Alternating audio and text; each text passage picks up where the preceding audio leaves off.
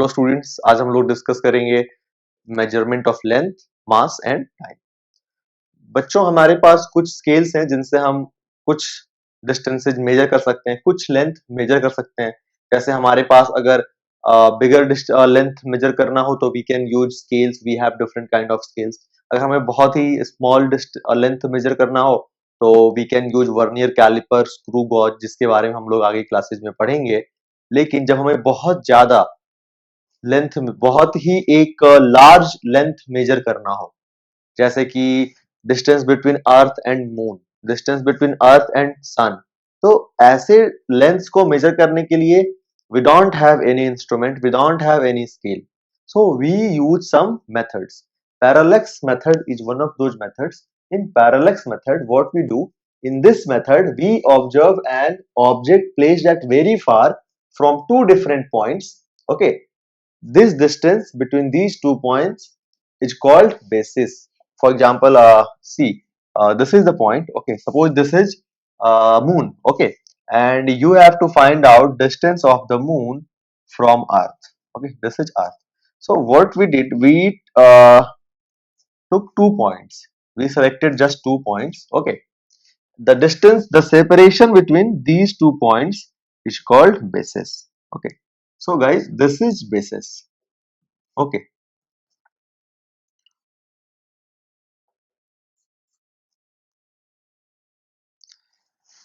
and what we do, like we measure the angle between, these two directions और line of sight.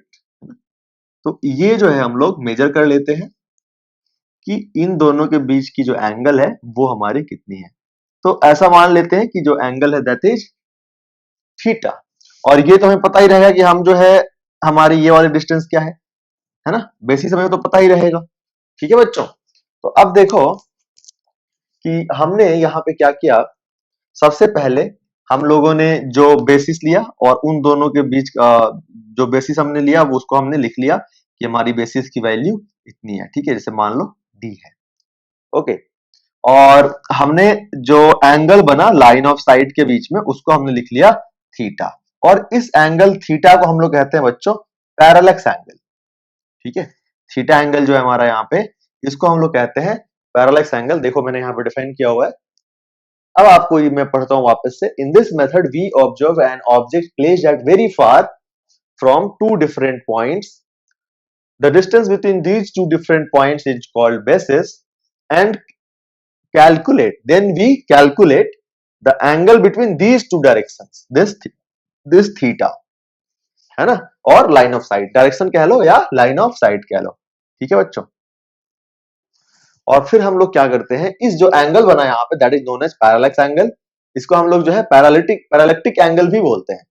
And then we use the formula theta is equal to l by r. अब देखो ये जो हमारा separation होगा that will be very small compare to this, जो हमारा D, इसको बी ले लो, तो डी जो होगा that will be very small, या फिर आप इसको एक काम करो, इसको बी ले लो और इसको डी ले लो। ठीक है, तो हमारा जो ये बी होगा that is very very small compare to d, है ना। तो आप बी को एक आर्क ले सकते हो, एक सर्कल का आर्क ले सकते हो, है ना। तो फिर जो है हम लोग ये फॉर्मूला यूज कर सकते हैं, theta is equal to l by r. जैसा हमें अगर पता करना है यहाँ पे distance between earth and the moon, तो हमें क्या पता करना है, मतलब हमें डी पता करना है। तो हम लोग क्या लिखेंगे फिर बताओ यहाँ पे हम लोग लिखेंगे, इसको मैं मिटा देता हूँ। ठीक है, इसको लिख लेना तुम लोग, ये आ जाता है स्कूल एग्जाम में, आपके फर्स्ट टर्म में या फिर हाफ ईयरली में या फिर फाइनल में आ सकते हैं ऐसे क्वेश्चन। तो बच्चों हम लोग क्या करते हैं, देखो यहाँ पे वैल्यूज पुट कर देंगे। ठीक है ना, तो यहाँ पे अगर हम वैल्यूज पुट करें तो कितना पुट करेंगे बताओ, theta is equal to b by d, और ये जो बी है वो तो आपको नोन ही रहेगा, और थीटा जो है वो भी आपने फाइंड आउट कर लिया है, तो डी यहां से निकल जाएगा। कैसे, d is equal to b by theta. ठीक है बच्चों, ये आ गया आपका distance of the moon from the earth. इस तरीके से आप मेजर कर सकते हो, है ना। ध्यान रहे कि जो आपका थीटा है वो रेडियन में रहे, है ना। आपको ये हमेशा याद रखना है कि थीटा जो है आपका रेडियन में ही रहना चाहिए। अगर रेडियन में नहीं है बच्चों तो उसको रेडियन में कन्वर्ट कर लेना, अगर डिग्री में है तो रेडियन में कन्वर्ट कर लेना, अगर मिनट में है है ना। मिनट मतलब क्या, सेकंड वाला मिनट नहीं, minute of arc, second of arc, है ना। मिनट या सेकंड में है तो उसको भी आप लोग कन्वर्ट कर लेना। चलो मैं आपको सिखा देता हूँ कि कैसे हम लोग कन्वर्ट करेंगे। आपने ये लिख लिया होगा, आगे डिस्कस करते हैं हम लोग। देखो, तो सबसे पहले जो है हम लोग सबसे पहले तो कन्वर्जन देख लेते हैं, है ना, रेडियन का। कैसे हम लोग किसी और दूसरे यूनिट में दिया हुआ है तो रेडियन में कैसे कन्वर्ट करेंगे। सबसे पहले तो रिलेशन मैं आपको रिवाइज करा देता हूं। ऐसे आपको पता है कि हमारा 180 degree is equal to pi radian, है ना बच्चों। और 60 minute of arc, this is minute of arc, है ना। मिनट ऑफ टाइम नहीं, मिनट ऑफ आर्क, है ना। तो ये हमारा कितना हो गया, ये हो जाता है हमारा 1 डिग्री, है ना। और 60 second of arc is equal to 1 minute of arc, ठीक है। तो ये आपको जो है सबसे पहले याद रखना है, ये रिलेशन, है ना। अब हम लोग निकालते हैं। जैसे मान लो आपको दिया हुआ है कि बताइए 1 डिग्री दिया हुआ है आपको, है ना। आपको दिया हुआ है 1 डिग्री, बोला है इसको कन्वर्ट करो रेडियन में। देखो बच्चों, 180 डिग्री मतलब पाई रेडियन, तो 1 डिग्री कितना हो गया बच्चों, पाई बाई 180 रेडियन। इसको हम लोग सॉल्व कर लेंगे। तो ये देखो पाई कितना होता है 3.14 बाई 180 ना, तो कितना हो गया बच्चों 3.14 अपॉन 80। देखो इसको हम लोग क्या लिख सकते हैं, 314 into 10 to the power -2 by upon 180 into 10 to the power -2. So we can write it 1 point, then it will be 134 7 and 134 18 126.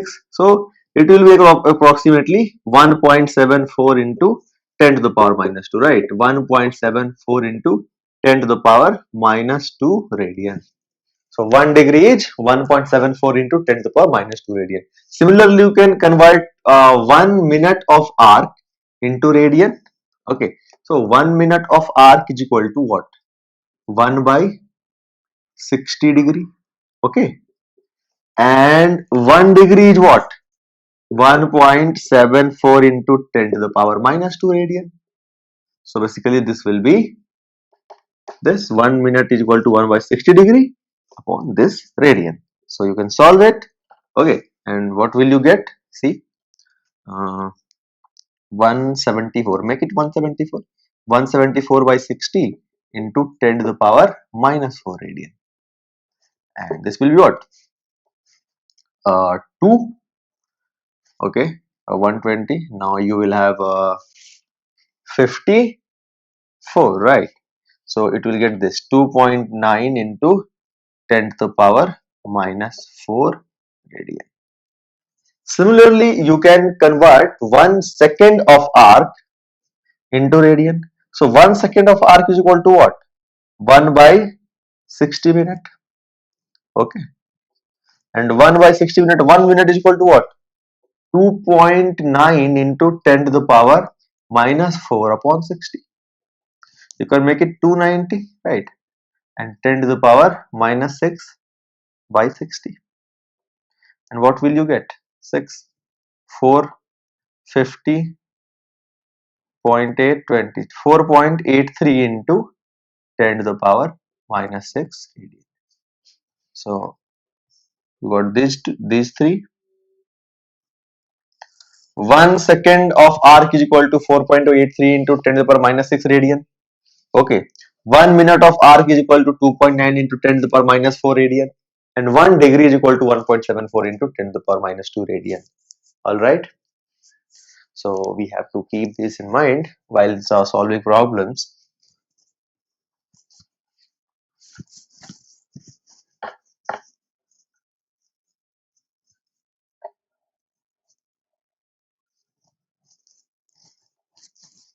Okay, so this is 1 degree and this is 1 minute of arc. Okay,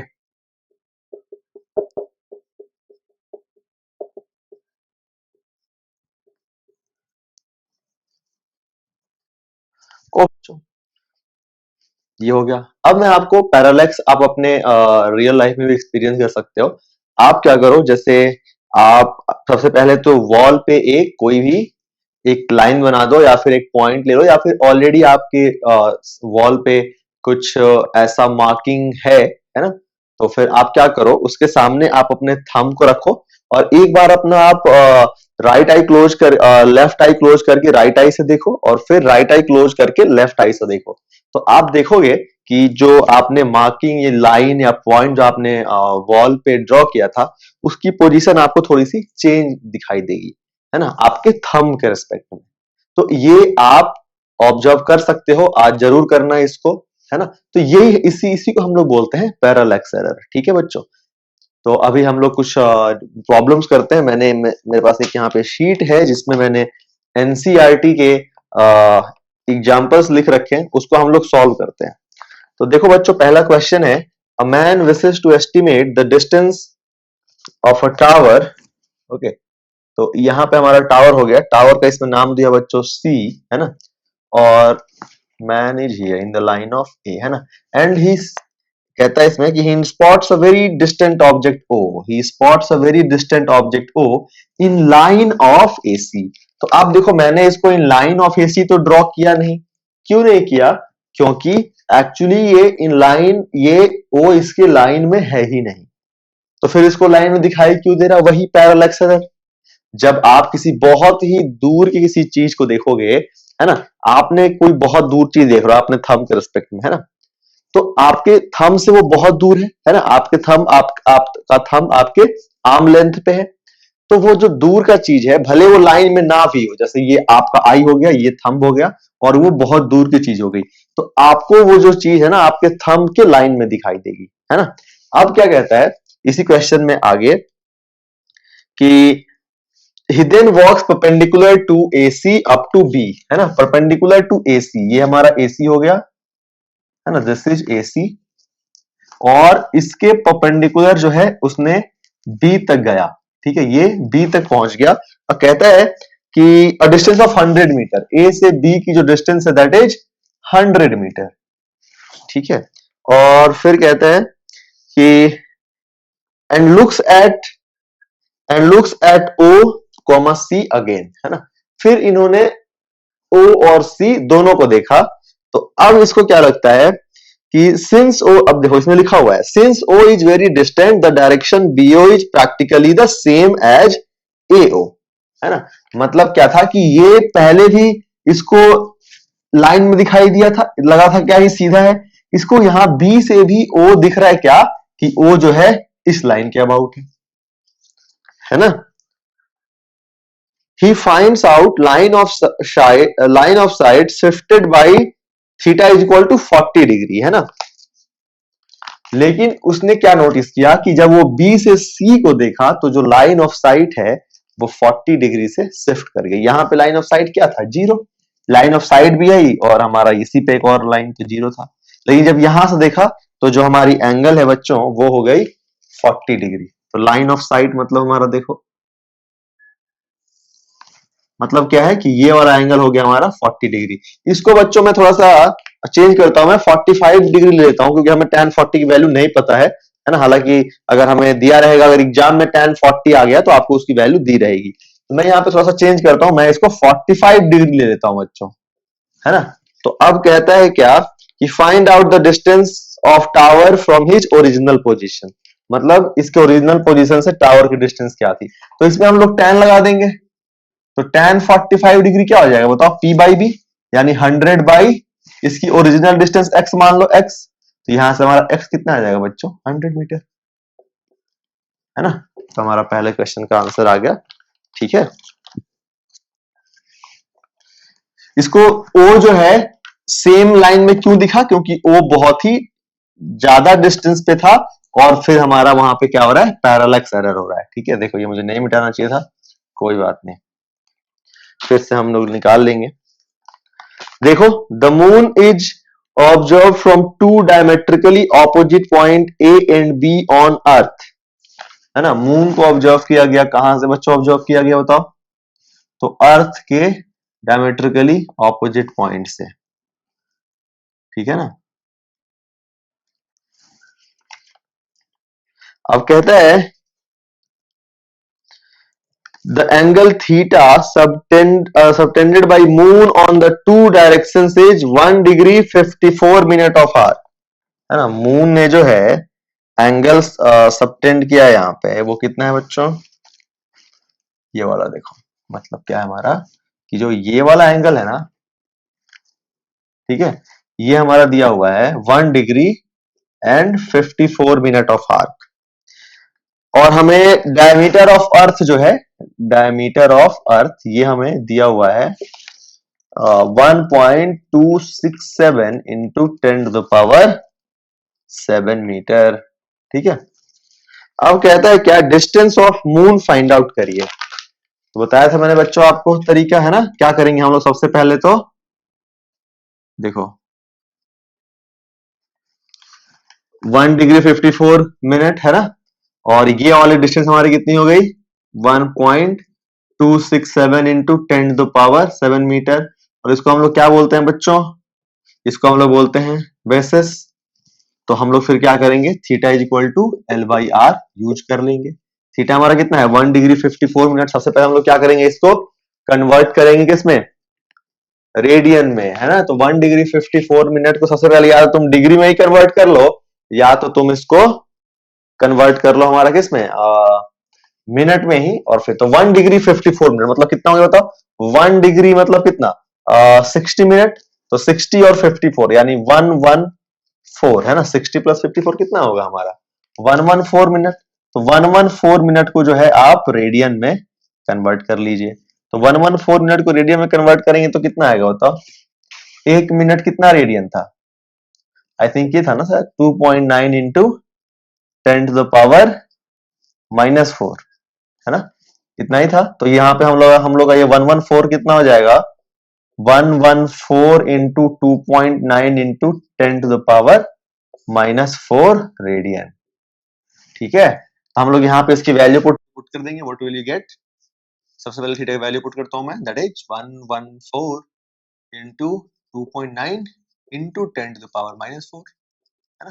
देखो बच्चों हमारा L क्या हो जाएगा, तो this is L, right, this is L and this is R. तो कितना हो जाएगा बताओ, एल है हमारा 1.267 into 10⁻7 upon R. Okay, R कितना हो जाएगा, हमें आर को इधर ले लो, and we will get 1.267 into 10⁻7 upon 114 into 2.9 into 10⁻⁻4। और इस तरीके से हम लोग जो है इसको सॉल्व करके हम अपनी वैल्यू जो है वो कैलकुलेट कर सकते हैं। ठीक है बच्चों, चलिए अब जो है हम लोग इसके बाद जो हमारा थर्ड क्वेश्चन है उसको करते हैं हम लोग। तो बच्चों देखो थर्ड क्वेश्चन जो है हमारा वो कहता है the sun's angular diameter, the sun's angular diameter is measured to be, इसको मिटा देता हूं मैं, ठीक है।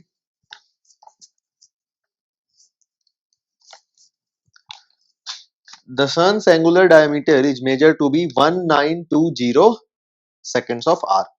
The distance d of the sun from the earth is 1.5 into 10⁻11 meter. Diameter of sun. तो देखो बच्चों हम लोगों ने क्या किया यहाँ पे कि दो पॉइंट्स हमने लेके अर्थ से और कितने डिस्टेंस है मून की वो हमने फाइंड आउट कर लिया। हम सन की भी डिस्टेंस फाइंड आउट कर सकते हैं और हम लोग सन की डायमीटर भी फाइंड आउट कर सकते हैं। कैसे कर सकते हैं, यहाँ पे हमने क्या किया, अर्थ का हमने दो जगह पे गए, एक पॉइंट मतलब हमारा दो ऑब्जर्वेशन था, एक पॉइंट से ऑब्जर्व किया, सेम टाइम पे एक दूसरे साइंटिस्ट ने दूसरी जगह से ऑब्जर्वेशन लिया। यहाँ पे हमें क्या करना है, एक ही जगह से ऑब्जर्व करेंगे किसको, तो दो एंड्स ऑफ सन को। ठीक है, जैसे मान लो कि ये आपका अर्थ हो गया है ना, और यहाँ पे आपका जो है सन हो गया, तो यहाँ पे आप हो गए, ठीक है, और आपने सन के जो डायमेट्रिकली ऑपोजिट पॉइंट्स है ना, इसको आपने यहां से ऑब्जर्व किया। ठीक है बच्चों, यहां से जो है आपने इसको अगर ऑब्जर्व किया तो यहाँ पे एक एंगल बनेगा ना आपके लिए, दो एंगल, यहाँ पे एक एंगल बन गया है ना लाइन ऑफ साइट में। तो ये जो हो गया बच्चों, ये हो गया हमारा थीटा है ना, और आपने जो है सन और अर्थ के बीच का जो डिस्टेंस है, सन और अर्थ के जो बीच का डिस्टेंस है वो आपने फाइंड आउट कर ही लिया है। ठीक है, कैसे, जैसे मून का फाइंड आउट किया वैसे कर सकते हैं हम लोग अर्थ के 2 पॉइंट पे जाके और सन का डिस्टेंस फाइंड आउट करना है ना। तो देखो अब हम लोग क्या करेंगे, ये हो गया हमारा क्या, एल है ना, और ये हो गया हमारा आर। ठीक है, हम लोग यूज कर लेंगे theta is equal to l by r.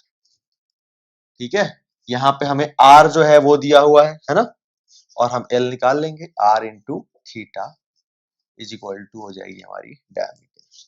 ठीक है, इसको बच्चों बोलते हैं हम लोग 1 AU। क्या बोलते हैं, 1 AU, इस वाले को, डिस्टेंस बिटवीन अर्थ एंड सन को हम लोग बोलते हैं 1 AU, 1 एस्ट्रोनॉमिकल यूनिट है ना। 1 astronomical unit is defined as the distance between the sun and the earth. Okay, चलो अब इस क्वेश्चन को हम लोग कर लें। तो देखो, the sun's angular diameter is measured to be 1920। तो हमारा ये कितना हो जाएगा, थीटा 1920 है ना। तो हम लोग सबसे पहले क्या करेंगे, 1920 कन्वर्ट करेंगे रेडियन में है ना। तो 1920 को हमें रेडियन में कन्वर्ट करना है, तो इसको तो एक काम करो, पहले तो इसको ना मिनट में कन्वर्ट कर लो। तो कितना हो जाएगा ये 1920 बाई 60 मिनट, और मिनट का हमें पता है ना कितना था, 2.9 into 10 to the power -4 radian था है ना। तो हम लोग, ये हमारा क्या था, 1 मिनट था, ये था हमारा 1 मिनट, 1 मिनट 1 आवर को 1 मिनट ऑफ आर्क था हमारा 2.9 into 10 to the power -4 radian. तो 1920 मिनट कितना हो जाएगा, हम लोग इसको 1920 से मल्टीप्लाई कर देंगे है ना। कैलकुलेशन ये कर लेना आप लोग। अब हम लोग क्या करेंगे, ये हमें मिल गया थीटा किसमें, रेडियन में। अब इसकी वैल्यू यहां पुट कर देंगे है ना, और आर हो गई हमारी 1 एस्ट्रोनॉमिकल यूनिट। ठीक है, अब 1 एस्ट्रोनॉमिकल यूनिट जो है देखो यहाँ पे दिया हुआ है, the distance of the sun from the earth is 1.5 into 10 to the power 11। ठीक है, तो हमारा आर हो गया 1.5 into 10 to the power 11 into ये हो गया हमारा 1920 into 2.9 into 10 to the power -4। ये आ गया हमारा एल, यानी कि ये एल क्या है यहाँ पे, डायमीटर ऑफ द सन। इस तरीके से जो है हम लोग पैरेलैक्स मेथड यूज करके ये सारी चीजें कैलकुलेट कर सकते हैं।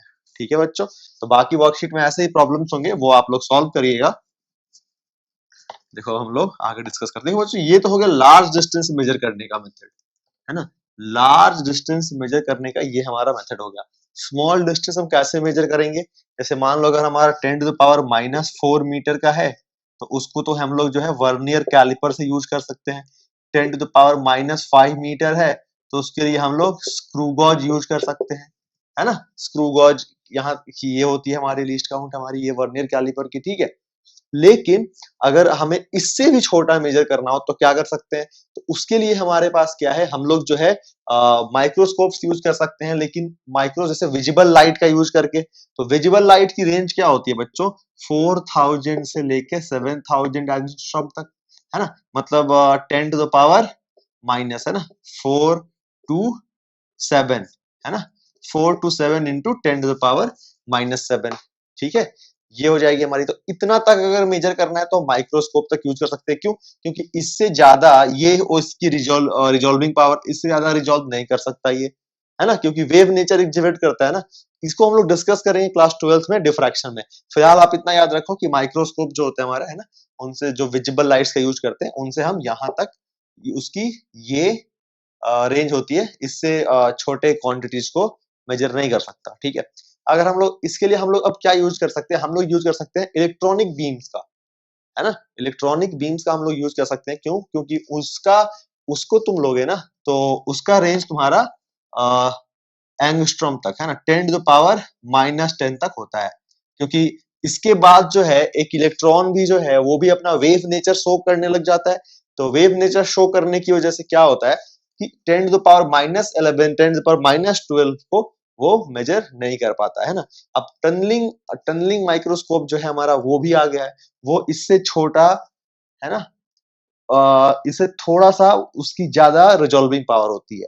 ठीक है बच्चों, अब हम लोग जो है आगे डिस्कस करेंगे। लेकिन ये तो हो गया कि अगर अवेलेबिलिटी है इतने ऐसे ऐसे माइक्रोस्कोप्स की तो आप मेजर कर सकते हो, है ना। हम लोग डिस्कस कर रहे हैं वैसे लेंथ का जो एटॉमिक या मॉलिक्यूलर लेंथ का हम लोग डिस्कस कर रहे हैं कि कैसे हम लोग मेजर कर सकते हैं। यहाँ पे आपने देखा कि ये सारे हमारे पास ऑप्शंस हैं, लेकिन आपको मैं एक मेथड बताता हूं जिससे कि जो आपके एनसीईआरटी चैप्टर में दिया हुआ है, तो अगर दिया हुआ है मतलब इंपॉर्टेंट है आपके स्कूल के हिसाब से, है ना। जेई तक तो आज तक उस पर क्वेश्चन नहीं पूछा है, बट स्कूल में जो हमारा हाफ ईयरली या फिर फर्स्ट टर्म या फिर फाइनल एग्जाम होता है बच्चों का, उसमें उस पर बेस्ड क्वेश्चंस आते हैं। तो हम लोग एक बार डिस्कस करते हैं उसको।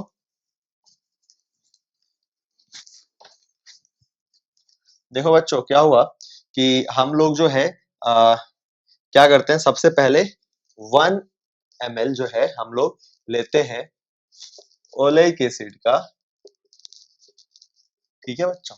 और इसको जो है हम लोग क्या करते हैं, मिक्स करते हैं इसको। सबसे पहले इसका 1 ml है ना, इसको किसमें मिक्स करते हैं, 19 ml ऑफ अल्कोहल में, ठीक है।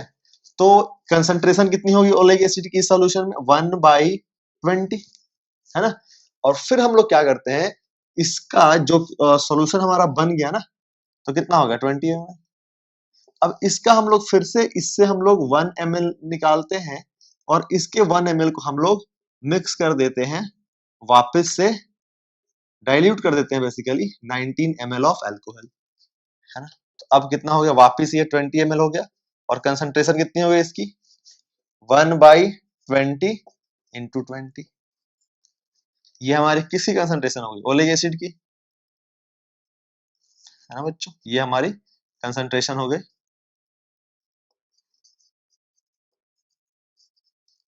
ठीक है। अब हम लोग क्या करते हैं, इसको जो है इस कंसंट्रेशन वाले सॉल्यूशन को हम लोग देखो क्या करेंगे। देखो यहाँ पे हमने क्या किया, वाटर ले लिया, है ना।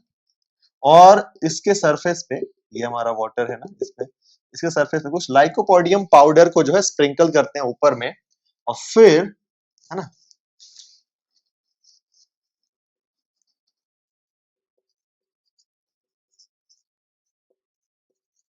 ठीक है।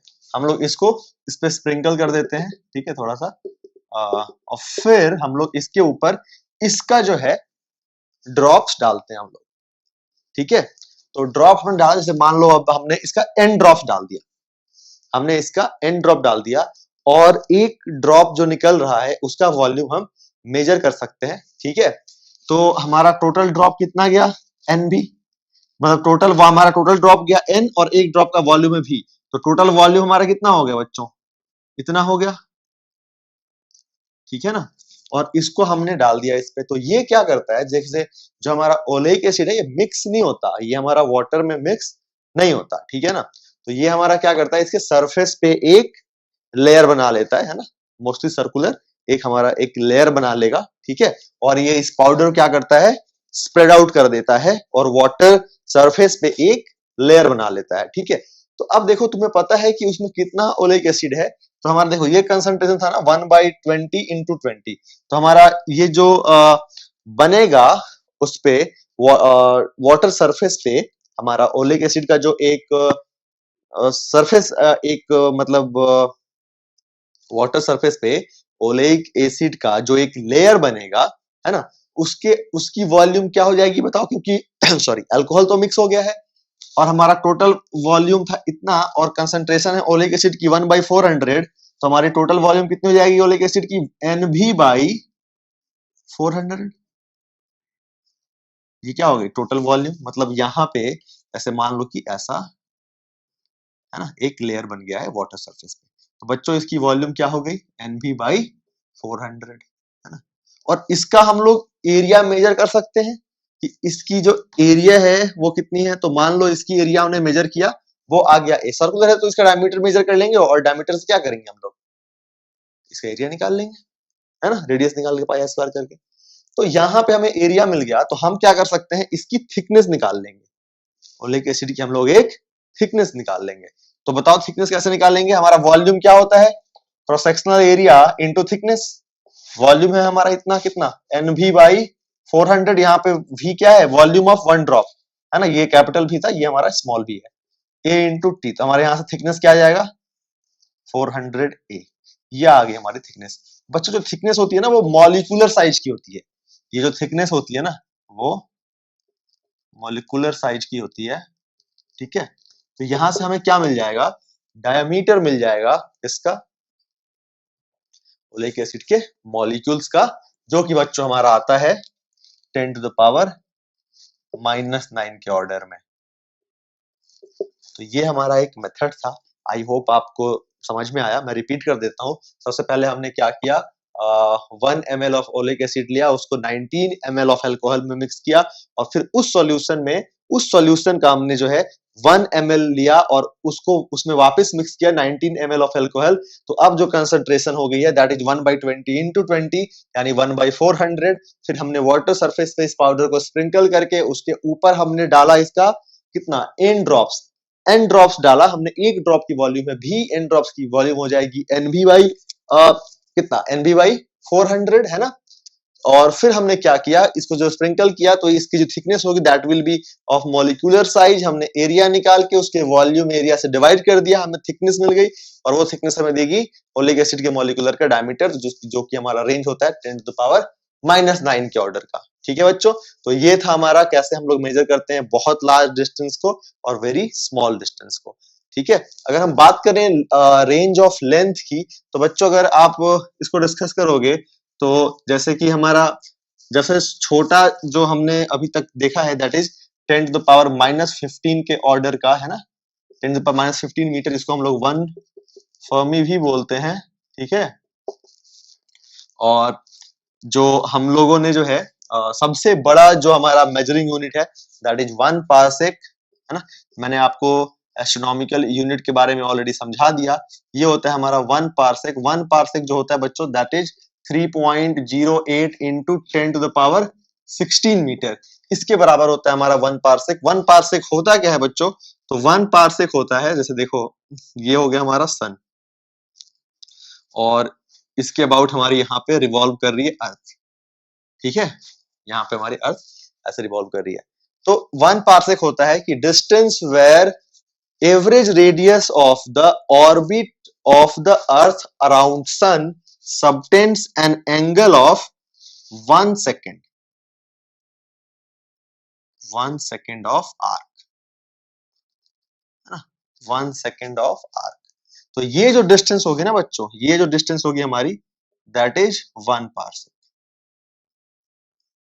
This distance is 1 parsec. ठीक है, क्या है ये रेडियस है, किसकी रेडियस है, ऑर्बिट ऑफ द अर्थ, मतलब जिस ऑर्बिट में अर्थ सन के अराउंड रिवॉल्व कर रही है उसके जो रेडियस है जहां पे 1 सेकेंड ऑफ आर्क का एंगल सबटेंड किया, that distance is known as 1 parsec. तो यहां से हमें आपको एक तरीके का रेंज मिल गया है ना, रेंज ऑफ लेंथ। ठीक है, अब हम लोग बच्चों डिस्कस करेंगे मेजरमेंट ऑफ मास। तो बच्चों अगर हम मेजरमेंट ऑफ मास डिस्कस करें तो आई थिंक आपको मैंने मेजरमेंट ऑफ मास में सब थोड़ा बहुत आइडिया मैंने आपको दिया था। मेजरमेंट ऑफ मास, तो बच्चों देखो मेजरमेंट ऑफ मास की हम बात कर रहे हैं तो आपको पता है कि मास की जो एसआई यूनिट होती है दैट इज क्या, केजी, आपको मैंने बता रखा है ना। और इसके लिए हमारा जो है हमने म्यूजियम में जो which is near Paris in France, है ना, वहां पे हमारा एक सिलेंडर रखा हुआ है made of titanium and iridium. ठीक है, वो हमारा 1 केजी का है। उसके प्रोटोटाइप्स, उसकी जो प्रोटोटाइप्स हैं वो और भी बहुत जगह पे हैं, हमारे कंट्री में भी है, very close to our place, this is in Pusa road New Delhi, है ना।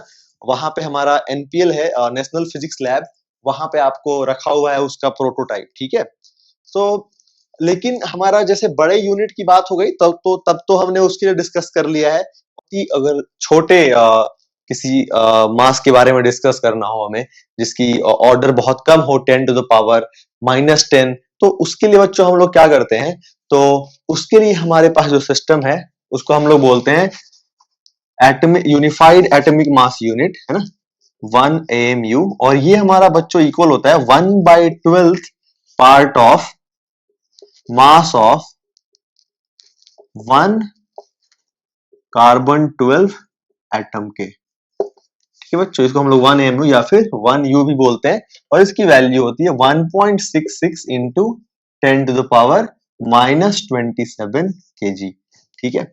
और मास मेजर करने के लिए हम लोग यूज करते हैं मास स्पेक्ट्रोग्राफ का। मास स्पेक्ट्रोग्राफ क्या करता है बच्चों, तो ये जो है हमारा, इसका हम लोग यूज करते हैं। जैसे कि अगर 10th में आपको याद होगा, मैंने ये फॉर्मूला आपको पढ़ाया था, एक R = mv/qb, है ना। तो रेडियस जो होता है हमारा, जब हम पास कराते हैं किसी भी एटम या मॉलिक्यूल को इलेक्ट्रिक फील्ड या मैग्नेटिक फील्ड में, तो उसकी जो रेडियस होती है वो डायरेक्टली प्रोपोर्शनल टू मास होती है। तो ट्रेजेक्टरी के रेडियस को हम लोग मेजर करके उसके मास के बारे में, उसके मास को हम लोग मेजर करते हैं, ठीक है। तो ये हमारा प्रोसेस और प्रिंसिपल होता है मास स्पेक्ट्रोग्राफ का, ठीक है बच्चों। अब जो है अगर हम लोग देखें तो ये तो हमारा हो गया मास के बारे में। अगर हम बात करें रेंज ऑफ मास की, ठीक है बच्चों, अगर हम बात करें रेंज ऑफ मास की, तो देखो इलेक्ट्रॉन हो गया हमारा। इलेक्ट्रॉन का मास आपको पता है 10⁻³ के रेंज में होता है, ठीक है। और जो सबसे बड़ा मास है हमारा वो है ऑब्जर्वेबल यूनिवर्स का, जिसका ऑर्डर होता है 10⁻55 kg। अर्थ के मास की बात करें तो इन दोनों के बीच में आ जाता है 10⁻25 kg। सन के मास की बात करें तो दैट इज 10⁻30 kg के ऑर्डर का होता है सन का मास, ठीक है। तो ये हमारा रेंज ऑफ मास हो गया, है ना, mass of electron to mass of observable universe, that is 10⁻55 kg, है ना। तो रेंज ऑफ मास क्या हो गया बच्चों, 10⁻³ kg टू 10⁻55 kg, ठीक है। ये इलेक्ट्रॉन का मास और ये हमारा डिस्कवरेबल गैलेक्सी का मास, ठीक है बच्चों। Discoverable universe, sorry, discoverable universe. तो अब जो है हमारा मास का हो, लेंथ का हो गया, मास का हो गया। बात करते हैं हम लोग टाइम का, ठीक है। तो हम लोग टाइम मेजर करने के लिए हमें क्लॉक चाहिए, और क्लॉक हम लोग यूज करते हैं एटॉमिक स्टैंडर्ड ऑफ टाइम, जिसमें हम लोग यूज करते हैं सीजियम एटम के वाइब्रेशंस का, है ना। सीजियम एटम जो होता है हमारा बच्चों,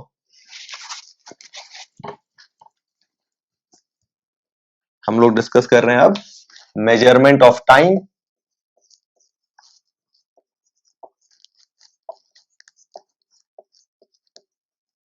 ठीक है, तो देखो मेजरमेंट ऑफ टाइम जो होता है हमारा, तो this marker is not working.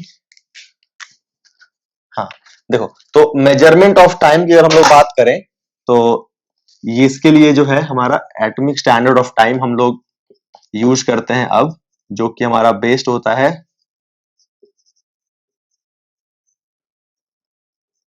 किस पे, तो vibration produced in caesium atom, जिसको हमने ऑलरेडी डिस्कस कर लिया है ना। और सीजियम क्लॉक की जो एक्यूरेसी होती है बहुत ही अच्छी होती है। इसकी एक्यूरेसी होती है हमारी 10⁻³ सेकंड की, ठीक है। और 1 ईयर में इसमें जो एरर आ सकता है वो मैक्सिमम आ सकता है हमारा 3 × 10⁻⁻⁻⁻ सेकंड का। 1 ईयर में इतना एरर सोचो, है ना, और 1 सेकंड में इतना, है ना। मतलब इसका एरर की बात करें अगर हम लोग तो ये हो गया, ठीक है। काफी ज्यादा एक्यूरेट होती है। जो हमारे रिस्ट वॉच की बात करें तो इसमें हम लोग क्वार्ट्ज का यूज करते हैं, उसका भी सेम है, उसके अंदर भी क्वार्ट्ज के अंदर भी जो है इलेक्ट्रिक सिग्नल भेज के हम लोग वाइब्रेशंस को जो है उसको रीड करते हैं, है ना। थोड़ा सा कॉम्प्लेक्स है, हम लोग इसको डिस्कस करेंगे बाद में, है ना। तो मेजरमेंट ऑफ टाइम की बात करें हम लोग तो हम लोग सीजियम क्लॉक को यूज करते हैं, है ना। और अगर आप देखो तो सीजियम क्लॉक की एक्यूरेसी जो है हमारी वो बहुत ही ज्यादा अच्छी होती है, इसलिए हम लोग उसको सीजियम क्लॉक को यूज करते हैं, ठीक है। तो बच्चों मेजरमेंट ऑफ टाइम में हम लोग बस इतना ही डिस्कस करेंगे। और हमने आज मेजरमेंट ऑफ लेंथ, मास और टाइम डिस्कस किया। फंडामेंटल है काफी, है ना, फिजिकल फंडामेंटल फिजिकल क्वांटिटीज ये तीनों। और हमारा जो है थ्योरी बेस्ड जो है ऑलमोस्ट वी हैव कवर्ड, है ना। अभी जो हमारा होगा, अब जो हम लोग पढ़ने वाले हैं accuracy, precision, significant numbers, errors, इस पे जेई प्रॉब्लम्स पूछता है, ठीक है। अभी तक हम लोग ज्यादा स्कूल ओरिएंटेड थे, हम लोग थोड़ा सा जेई की ओर बढ़ेंगे। स्कूल के लिए भी इंपॉर्टेंट है, लेकिन अभी तक जो हमने पढ़ा उसमें जेई का कुछ एक dimension was important for JEE, except dimension ये स्कूल्स के लिए इंपॉर्टेंट है बहुत ज्यादा, बट नॉट फॉर जेई, ठीक है। अब जो हमारी पढ़ाई होगी that will be JEE based, ठीक है। मिलता है अगले वीडियो लेक्चर में।